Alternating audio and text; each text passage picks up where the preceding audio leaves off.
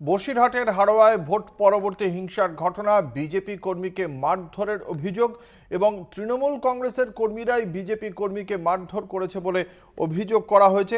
এই ঘটনা নিয়ে পুলিশের ভূমিকা নিয়ে প্রশ্ন তুলেছেন বিজেপির কর্মী সমর্থকরা। তাদের বক্তব্য, যখন তৃণমূল কংগ্রেসের কর্মী সমর্থকরা ওই বিজেপি কর্মী সমর্থককে মারধর করছে, সেই সময় পুলিশের পক্ষ থেকে যে ভূমিকা প্রত্যাশিত ছিল, তার ঘটনার প্রেক্ষিতে সেই প্রত্যাশিত ভূমিকা পরিলক্ষিত হয়নি বলেই দাবি বিজেপির কর্মী সমর্থকদের।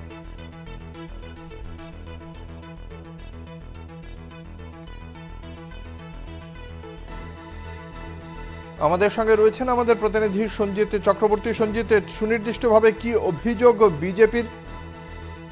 দেখো, ভোট পরবর্তী হিংসার বিশেষ করে উত্তর চব্বিশ পরগনার বসিরহাট লোকসভা হারোয়ার সোনাপুকুর শঙ্করপুর গ্রাম পঞ্চায়েতের সোনাপুকুরে এক বিজেপি কর্মী তাকে ভয় দেখানো হয়, তাকে মারধর করে বলে অভিযোগ তৃণমূল আশ্রিত দুষ্কৃতীদের বিরুদ্ধে। এই অভিযোগ কিন্তু তৃণমূল নেতৃত্ব অস্বীকার করেছে, বলেছে এটা বিজেপির গোষ্ঠীদ্বন্দ্ব, যে ফল এর সঙ্গে তৃণমূল বা কোনোভাবেই জড়িত নয়। ইতিমধ্যে ওই বিজেপি কর্মীকে মারধর করা হয়েছে। বিজেপি কর্মী ভয় থেকে পালিয়ে গিয়েছিল, বাড়ি থেকে ফিরে আসার পরেই তাকে মারধর করা হয়, হাসপাতালে ভর্তি ছিল, তারপরে তাকে ছেড়ে দেওয়া হয়। এই নিয়ে অভিযোগ পাল্টা অভিযোগ এলাকায় উত্তপ্ত রয়েছে। নির্দিষ্টভাবে কিন্তু এখনো অভিযোগ দায়ের না হলেই বিজেপি নেতৃত্ব যেটা দাবি করা হয়েছে যে তৃণমূল এই জেতার পরে বেছে বেছে বিজেপি কর্মী সমর্থকদের উপরে হামলা চালাচ্ছে, মারধর করছে, ভয় দেখাচ্ছে, এমনকি গ্রাম ছাড়া করছে। কিন্তু এই অভিযোগ অস্বীকার করেছে তৃণমূল নেতৃত্ব। তারা বলেছেন এর সঙ্গে কোনোভাবে রাজনৈতিকভাবে জড়িত নয়।